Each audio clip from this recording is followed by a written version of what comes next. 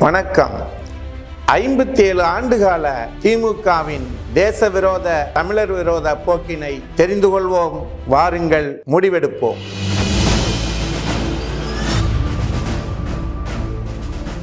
அயோக்கியத்தனமான கொடூரமான நடவடிக்கை.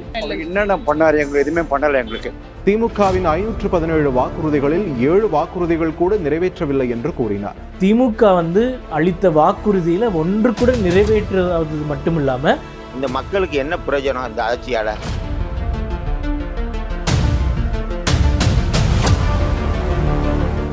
திமுகவின் விடியா ஆட்சியை விமர்சிக்கும் மனசாட்சியுடைய உடன்பிறப்புகளும் மக்களும் என்னென்ன பண்ணாரு? எதுவுமே பண்ணல. எங்களுக்கு எப்படி சொல்ல போனால் நான் டிஎம்கே கட்சிக்காரர், நான் என்ன ஒரு மாதிரி சொல்கிறது, ஆனால் சொன்னது எதுவும் செய்யலை, அதுதான் சொல்ல முடியும். அதெல்லாம் ஏற்றிட்டு இதெல்லாம் இலவசமாக கொஞ்சம் பேருந்து போட்டதுனால அதெல்லாம் ஏற்றிட்டாங்க ரொம்ப ஜாஸ்தியாக. ஒயின் ஷாப் தான் எல்லாத்துக்கும் தெரிஞ்ச மேட்டர் ஆயிடுச்சு. போன பீரியடில் அது கூட கொஞ்சம் ஸ்ட்ரிக்டாக இருந்தது. பட் இதில் பார்த்தீங்கன்னாக்கா ரொம்ப லிபரலாக இருக்கிறாங்க. திருத்திக்கிற என்ன ஃப்ரீ பஸ் தான், வேற என்ன திருத்தி? ஒரு திருத்தியும் கிடையாது. எனக்கு தெரிஞ்சு டாஸ்மாக் குறைச்சா நல்லா இருக்கும். மகளிர் பஸ் விட்டுருக்காங்க ஃப்ரீயாக. அதுக்கு பதிலாக இப்போ என்னன்னா இந்த ஹெல்மெட் போடாதுல, அதுக்காக எவ்வளோ 500 1000 போட்டாங்க. எப்படி மாதிரி இருக்காங்க பார்த்தீங்களா? இதான் ஆச்சு. திமுகவின் 517 வாக்குறுதிகளில் 7 வாக்குறுதிகள் கூட நிறைவேற்றவில்லை என்று கூறினார். பொங்கல் பொருட்களில் ஊழல் நடைபெற்றுள்ளதாக குற்றம் சாட்டியவர் 73% பேருக்கு நகைக்கடன் தள்ளுபடி செய்யவில்லை என்றும் தெரிவித்தார்.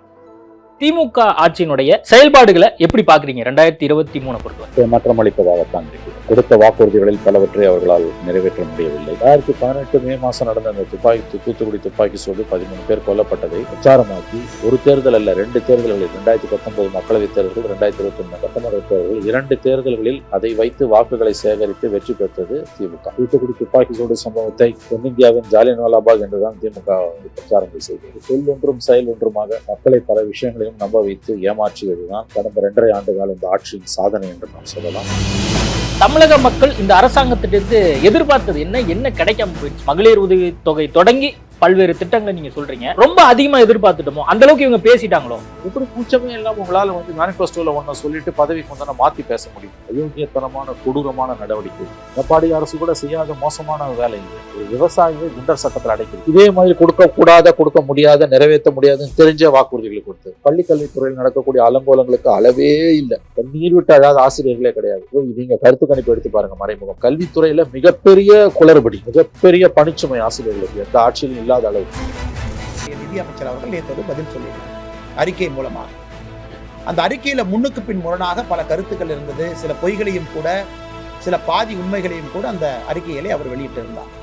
தமிழ்நாட்டுக்கு வர வேண்டிய மொத்த ஜிஎஸ்டி நிலுவைத் தொகை என்பது இப்போ இன்னைக்கு 0 அனைத்தும் கொடுத்தாகிவிட்டது. மே மாச கடைசி வரைக்கும் மொத்தமாக ஜிஎஸ்டிக்கு கொடுத்தாச்சு. திமுகவினுடைய தேர்தல் அறிக்கை அவர்களால் நிறைவேற்ற முடியவில்லை என்கின்ற காரணத்திற்கு மத்திய அரசு மீது எப்படி குறை சொல்ல முடியும்? இவர்களுடைய தேர்தல் அறிக்கையை நிறைவேற்ற முடியாது என்று தெரிந்து, அது மக்கள் மன்றத்திலே மிகப்பெரிய அவப்பெயர் வரும் என்று தெரிந்து, ஒரு ஆடத் தெரியாத மனிதன் மேடையை பார்த்து கோணல் என்று சொல்லக்கூடிய கதையாகத்தான் நம்முடைய நிதி அமைச்சருடைய அறிக்கை இருக்கு. தமிழகத்திற்கு கொடுத்திருக்கக்கூடிய அளவிற்கு எந்த மாநிலத்திற்கும் மத்திய அரசு பணம் கொடுக்கவில்லை. இதை உறுதியாக சொல்லுகின்றோம். பட்ஜெட்ல எந்த மாநிலத்திற்கும் 7.5 லட்சம் கோடி 8 வருடத்திலே ஒதுக்கீடு செய்யப்படவில்லை. பெட்ரோல் விலையை குறைக்காத விடியா அரசு. இந்த தமிழ்நாடு அரசு ஆட்சிக்கு வந்தோடனே டீசல் பெட்ரோல் விலையை 5 ரூபா நாங்கள் குறைச்சி தருவோம்னு சொன்னாங்க. அப்படி எதுவும் குறைக்கவும் இல்லை. எங்கள் வாழ்வாதாரம்லாம் ரொம்ப பாதிக்கப்பட்டிருக்கு. திமுக தேர்தல் அறிக்கையில் என்ன சொன்னாங்க? நாங்கள் ஆட்சிக்கு வந்த உடனே பெட்ரோல் டீசல் விலையை குறைப்போம். இதுவரை என்ன நடவடிக்கை எடுத்திருக்காங்க? ஆட்சிக்கு வந்தால் முதல் கையெழுத்திலேயே நீட்டை விலக்குவோம் என்றார் உதயநிதி. செய்தாரா? திமுக நீட் தேர்வு விளக்கப்படவில்லை. கேஸ் சிலிண்டரில் 100 ரூபாய் மானியம் கொடுக்கப்படும் அப்படின்னு சொன்னாங்க. அது குறித்து இன்னைக்கு வரைக்கும் அவர்கள் எதுவுமே பேசவில்லை. அதே மாதிரி பெட்ரோலுக்கு லிட்டருக்கு 5 ரூபாய் குறைக்கப்படும், டீசலுக்கு 4 ரூபாய் குறைக்கப்படும். இது இரண்டுமே மாநில வரியிலிருந்து குறைக்கப்படும் அப்படின்ற ஒரு வாக்குறுதி கொடுத்திருந்தாங்க. அதுவும் அவர்கள் நிறைவேற்றவில்லை. இதே போல மகளிருக்கு மாதம் 1000 ரூபாய் கொடுக்கப்படும் ரேஷன் கார்டு வைத்திருப்பவர்களுக்கு அப்படின்ற ஒரு வாக்குறுதி கொடுத்தாங்க. இன்னைக்கு வரைக்கும் அமைச்சர்கள் வந்து அந்த வாக்குறுதியை நிறைவேற்ற முடியாது அப்படின்னு சொல்கிறாங்களே தவிர அந்த வாக்குறுதியை நிறைவேற்றுறதுக்கான எந்த சமீட்சையும் நம்மளுக்கு கிடைக்கவில்லை.